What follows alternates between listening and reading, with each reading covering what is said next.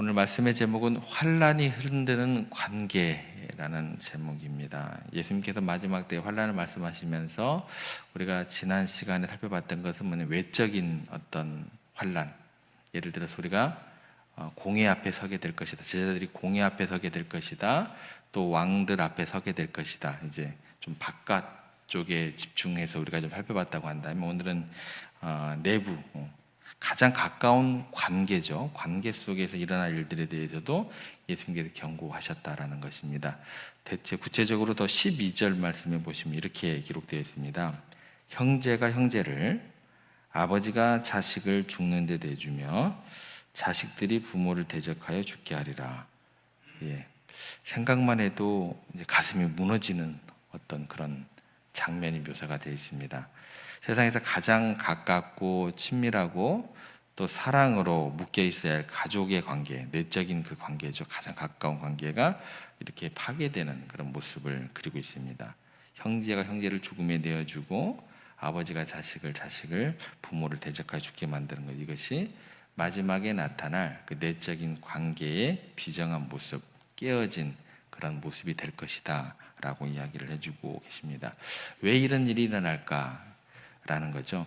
이게 이제 내적으로 먼저 문제가 되는 게 아니고, 환난이 오고 핍박이 거세지면은요, 그 외적인 모양이 내적으로 타격을 주게 돼요. 사람들의 마음속에 이제 불법이 심하게 이제 자라나게 되고, 그 순간은 하나님의 법도 또 인간의 기본적인 도리도 돌아볼 여지가 없는 거예요. 무시가 되는 시대가 온다라는 것입니다. 사랑보다는 생존이 우선시되고, 그러니까 하나님의 형상보다는 그게 이제 여지를 두지를 못하게 되는 거죠. 사랑보다 생존이 우선시되고, 다른 사람을 돌아볼 여유보다도 나 자신의 안위만을 챙기려는 이기심이 팽배해지게 되는 것입니다. 그래서 고통이 크고 과중하게 되면 사람들은 사랑하는 것조차도 버겁게 느껴지게 되고, 그러다 보면 결과적으로 어떻게 되냐면 사랑 따윈 필요 없어, 이제 포기하게 되는 그런 지경에 이를 수 있게 된다라는 것입니다. 사랑만으로는 더 이상 살 수 없어 라는 절망감이 이제 우리를 지배하게 되는 겁니다. 이처럼 사랑의 상실은요, 삶의 의미마저 잃어버리게 만드는 그런 비참한 지경에 이르게 되는 것이고, 그래서 우리가 환난을 당할 때 외적인 어려움, 그거보다 더 큰 어려움이 있다고 한다면, 우리를 힘들게 하는 것, 넘어뜨리게 하는 것은 뭐냐면, 믿었던 관계가 깨어지고 사랑했던 사람에게 배신당하는 관계의 아픔이 더 크다라는 거예요. 어쩌면 우리도 이미 이제 이런 작은, 크고 작은 어려움을 경험하고 살고 있는지도 모르겠습니다. 평소에는 이제 잘 지내다가 막상 어려운 일이 이제 경험되어지게 되면 이상하게 서로 오해가 돼요. 그리고 사소한 일 때문에 서로 마음이 상하게 되고, 예전에도 좋았던 관계들이 소원해지고 깨어지는 것들도 우리가 이미 경험하고 있다는 것입니다. 그래서 내가 힘들어지면요, 왠지 다른 사람들이 나를 그전하고 그렇게 별 차이가 없는 것 같은데 왠지 나를 냉대하는 것 같아요. 나를 알아주지 않는 것 같아져요. 그래서 이제 서운한 마음이 들게 되더라는 것입니다. 그래서 오늘 우리가 말세, 환난의 때는 아니더라도 이 말씀을 통해서 우리의 관계를 안 좋게 하려는, 또 우리 관계를 그쪽으로 이렇게 이끌어 가려고 하는 사단의 그 계략이 어떤 것인지 좀 분별을 하면서, 어떤 상황 속에서도 우리가 지금 살아가고 있던, 앞으로 주어질 어떤 요동치는 어떤 그런 시대 가운데 살아가고 있던 관계를 지켜나가는 것이 얼마나 중요한 영적 싸움이 되는지 그것 깨달아야 된다는 것입니다. 신앙생활은 모든 어떤 전인격적인 거예요. 여러분들이 입에서 나오는 말 한마디 한마디가 다 뭐예요? 신앙이 경륜이 되는 거예요. 모든 통합적인 것이다라는 겁니다. 얼마나 중요한 영적 싸움이 되는지, 예배 잘 드리는 거 무조건 중요합니다. 이런 삶의 한 자리 한 자리, 한 시간 한 시간에서 내가 더욱더 실력이 있느냐? 실력이 있어야 돼요, 신앙은요. 그게 경건에 이르기를 연습하라, 훈련하라고 하신 우리 사도 바울을 통해서 주시는 하나님의 명령이거든요. 그 싸움이 어떤 것인지 한번 생각해 보기도 합니다. 그렇다면 이 관계 파괴의 원인, 그리고 이 위기 뒤에 오는 어떤 함정이 도사리고 있는지, 원인하고 그 뒤에 따라오는 그 함정이 어떤 것인지 이 두 가지 내용을 좀 집중해서 생각해 보겠습니다. 관계를 파괴하는 여러 가지 요인이 있을 수 있겠지만 오늘 우리가 주목하고자 하는 것은 딱 한 가지입니다. 우리 안에 있는 아주 교묘하고도 위험한 생각인데 이게 뭐냐면 내가 베푼 사랑, 이것을 의식하는 거예요. 이렇게 되면 어떻게 되냐면 내가 베푼 사랑을 의식하게 되면 어떻게 되냐면 당연히 보상 심리를 기대하게 돼요. 이게 이제 가장 큰 문제다라는 것입니다. 이것이 얼마나 위험한 함정인지 우리가 이렇게 이야기하면 잘 몰라요. 성경의 한 인물을 한번 예를 들어볼게요.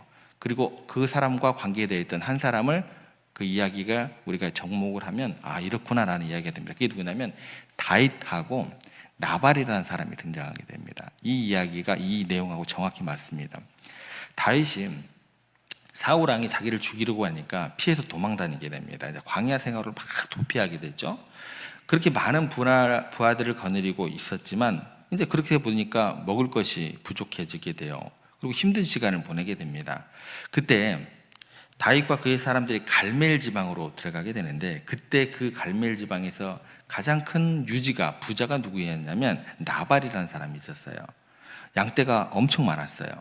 그러니까 당시 광야에는 이제 도적대도 많았기 때문에 다윗의 무리가 나발의 목자들과 양떼들에게 큰 울타리가 되어주게 됩니다. 그러니까 다윗이 어떻게 했냐면 자발적으로 해요. 자발적으로 그들에게 선의를 베풀게 됩니다. 그러던 중에 나발이 양털 깎는다라는 소식을 듣게 됩니다. 이게 어떤 느낌이냐면 우리로 얘기하면 추수 때다라고 생각을 하면 돼요. 모든 사람들이 가서 도와주고 잔치 같은 어떤 일이 벌어진다, 그런 시간이라고 생각을 하면 됩니다.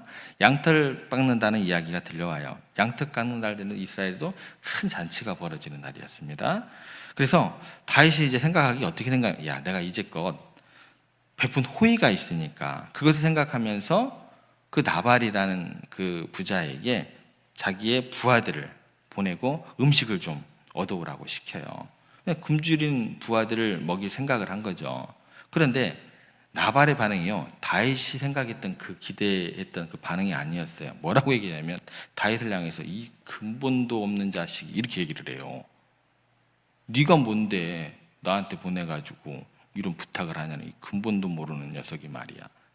모욕적인 말과 함께 음식만 거절했으면 될 것 같은데 그렇게 모욕적인 말을 하고 다윗의 요청을 단칼에 거절을 해버렸습니다. 이 소식을 들은 다윗이 노발대발한 거예요. 이제 평소에는 그래도 온유하고 하나님을 경외함이 가득했던 다윗의 모습이 온데간데 사라져버리고 당장에 칼을 딱 차고 부하들을 이끌고 안 되겠다, 나발뿐만 아니라 그의 집에 속한 모든 남자들 다 죽여버려야겠다, 달려가기 시작합니다. 막 살인마처럼 이제 뒤바뀌게 되는 거죠. 자신이 베푼 선의에 대한 기대가 무참히 짓밟히게 되고 오히려 모욕까지 당하게 되니까 다윗 안에 억눌려 있었던 그 감정, 상처, 모든 것이 폭발해 버립니다. 그럴 때 다행히 나발의 아내인 아비가일이 있습니다. 이분이 나중에 이제 다윗의 부인이 됩니다. 아비가일이 그 소식을 듣고 먼저 급하게 와가지고 다윗 앞에 무릎을 꿇고 납작 엎드려 절을 하면서 포도주 또 건포도 또 떡 주면서 다윗에게 지혜로운 말을 하게 됩니다. 나중에 당신은 하나님께서 귀하게 쓰실 분인데 이런 일 가지고 피를 흘리면 앞길이 하나님의 인도하심이 굉장히 크게 누가 되지 않겠냐. 하나님께서 귀하게 쓰실 분이니까 그 어떤 그 면면을 잘 보존하시라 라는 이런 이야기를 해서 다윗의 흥분을 가라앉히고 이제 돌아가게 됩니다. 여러분 생각해 보시기 바랍니다. 만약에 다윗이요 그때 나발에게 속한 모든 남자를 다 죽였다고 한다면 다윗은 영영 왕 못 됩니다. 왕 못 돼요. 자기에게 떡 안 줬다고 죄 없는 사람들까지 다 몰살시킨 사람을 어떻게 왕이 될 수 있겠습니까? 하나님께서 그를 세우시려고 해도 어떻게 돼요? 사람들이 그를 인정 안 해요. 여러분 잘 생각하세요. 여러분들 하나님들의 인정받는 거 굉장히 중요합니다. 그게 다예요? 아니에요. 만약에 다윗이 그때 막 어떻게 해가지고 죽여버렸어요. 모두 다 죽여버렸어요. 근데 하나님께서 어떻게 해서든지 그를 세우려고 해도 그러면 사람들이 인정을 안 하면은요, 그 길이 굉장히 이제 복잡해지는 거예요. 힘들어지는 거예요. 예. 누가 그를 인정하겠어요? 하나님께서도 그를 결국 어떻게 내려놓을 수밖에 없게 되는 겁니다. 여기서 우리가 주목해야 될 이겁니다. 다윗이 왜 그토록 나발을 죽일 정도로 미워하고 분노했을까요? 물론 굶주림과 도피 생활의 어려움, 그리고 나발의 모욕적인 언사, 직접적인 원인이 되었을 것입니다. 그런데요, 이것보다 더 깊은 곳에는 어떤 것이 있냐면 다윗 자신이 나발에게 내가 이만큼 사랑을 베풀었는데 하는 생각이 자리 잡고 있었기 때문이에요. 자신이 먼저 베푼 선행과 보호에 대한 당연한 보답을 기대했고 그 기대가 무너지자 견딜 수 없는 서운함과 배신감에 휩싸이게 되는 겁니다. 다 똑같아요. 다 똑같아요. 가만히 생각해 보세요. 나발이 언제 다윗에게 우리 좀 지켜주세요 라고 부탁을 했습니까? 안 했거든요. 다윗이 그냥 일방적으로 베푼 뭐예요? 선의예요. 돌봄이에요.